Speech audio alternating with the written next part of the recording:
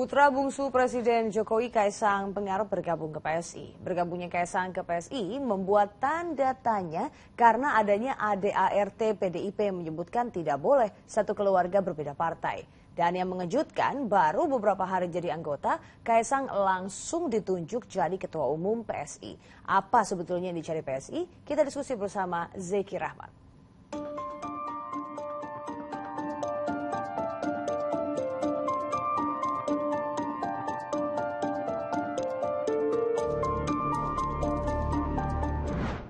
Putra bungsu Presiden Joko Widodo, Kaisang Pangarep akhirnya bergabung dengan PSI. Ayah dan anak berpolitik sudah biasa, tapi yang dibahas di sini adalah ada aturan di PDIP yang menyebutkan tidak boleh satu keluarga berbeda partai politik. Kita diskusi soal ini.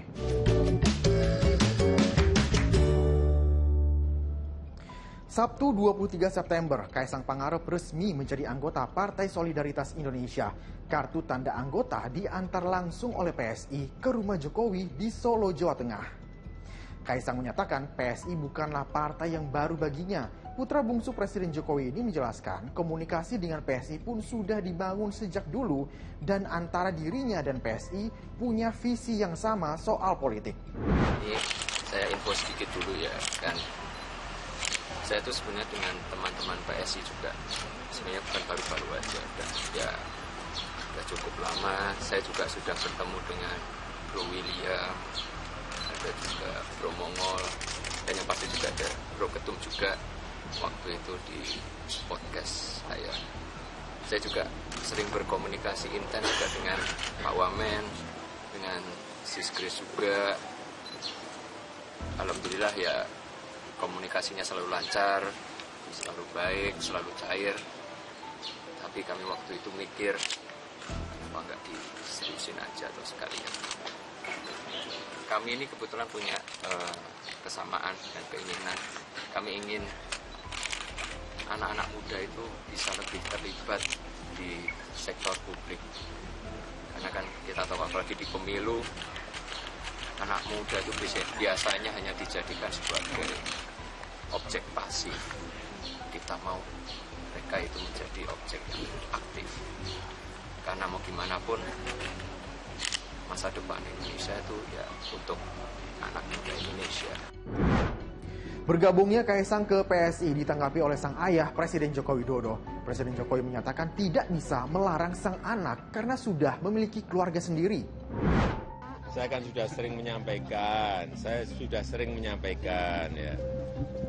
Anak-anak itu kalau sudah berkeluarga, itu sudah punya rumah sendiri, sudah punya istri, ya sudah harus mandiri dan harus tanggung jawab. Artinya apa yang diputuskan itu pasti sudah menjadi tanggung jawabnya. Sudah, itu aja. Gimana? Ya biasa di dalam keluarga minta doa restu. Karena saya bilang tidak pun juga tetap akan jalan. Itu anak-anak saya seperti itu kalau mau tahu. Ya. Yang menjadi soal dalam ADART-nya, PDIP melarang satu keluarga memiliki perbedaan partai politik. Jokowi sendiri merupakan kader dari PDI Perjuangan. Beda pilihan parpol dalam satu keluarga pernah terjadi pada Gubernur Maluku Murad Ismail. PDIP akhirnya memecat Murad dari Ketua DPD PDIP Maluku karena sang istri menjadi kader Partai PAN.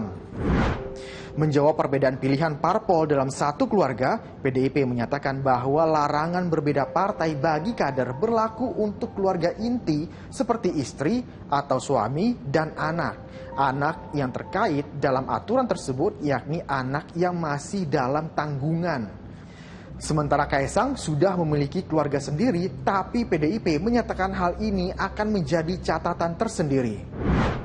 Bakal Capres PDIP Ganjar Pranowo juga buka suara atas bergabungnya Kaisang ke PSI. Ganjar menyatakan itu merupakan hak berdemokrasi. Dalam politik itu semua orang punya hak berdemokrasi. Ya, jadi bolehlah, silakan siapapun. Pertanyaannya, kenapa Presiden Joko Widodo mempersilahkan Kaisang bergabung ke PSI, bukan dengan PDIP? Padahal PDIP adalah sebuah partai yang besar. Harusnya kan ada aturan di PD Perjuangan bahwa satu keluarga, satu partai. Meskipun belakangan dikatakan Mas Kaisang sudah punya keluarga sendiri. Tapi paling tidak dalam persepsi publik bahwa Pak Jokowi atau keluarga Jokowi itu tidak hanya PD Perjuangan loh. Keluarga Pak Jokowi juga ada yang di PSI hari ini. Artinya partainya Pak Jokowi atau Pak Jokowi sudah terbelah soal partai. Ada PD Perjuangan, ada yang lain lagi, ada PSI. Bahkan juga ada yang mengatakan Gerindra. Itu satu. Nah, artinya ini akan ada persepsi publik Pak Jokowi akan semakin menjauh. Atau saya ganti kalimat yang lebih netral, Pak Jokowi semakin berjarak dengan PD Perjuangan. Karena ternyata putra beliau juga ada di PSI. Jadi inilah saya kira terkait dengan partai itu yang bisa kita baca. Yang kedua, arah kode Pak Jokowi soal Pilpres. Nah, PD Perjuangan sudah tegas ke Ganjar Pranowo. Nah, pertanyaannya PSI kemana? Kalau PSI ke Ganjar juga, mungkin soal Pilpres tidak terbelah. Tapi kalau ternyata PSI akhirnya mendukung Pak Prabowo, kalau kita baca belakangan cukup dekat, cukup intens komunikasi Pak Prabowo dan PSI, ternyata PSI mendukung Pak Prabowo, itu juga harus kita baca sebagai arah dukungan Pak Jokowi yang cukup kuat. Nah, itu yang kita tunggu. PSI Pilpresnya, Capresnya akan mendukung siapa. Tidak berhenti jadi anggota partai, tapi Kaisang Pangarep juga diusulkan jadi ketua umum PSI. Isu Kaisang jadi ketua umum tidak ditampik oleh PSI. Wakil Ketua Dewan Pembina PSI, Grace Natali menyebut banyak aspirasi dari DPW dan DPD PSI agar Kaisang jadi ketua umum.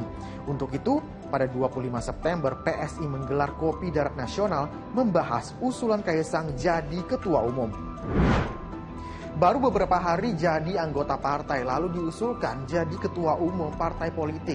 Apa yang didapat oleh PSI dari sosok Kaisang Pangarep?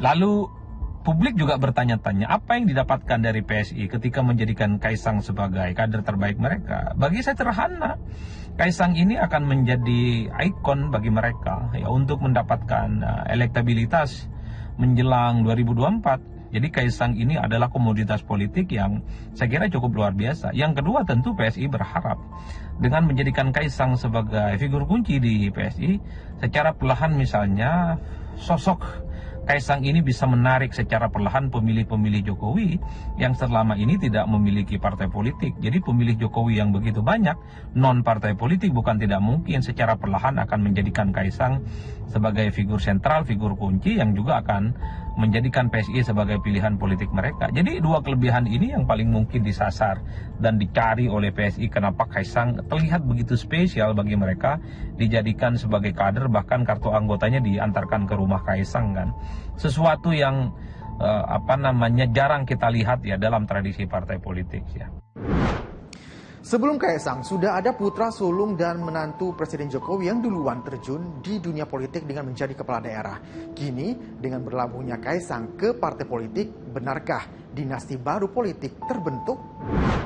Makin dekat dengan pemilu 2024, makin dinamis gerak partai politik. Semua tentu mencoba meraup suara dengan berbagai cara. Saya Zikri Rahmat pamit, terima kasih, sampai jumpa.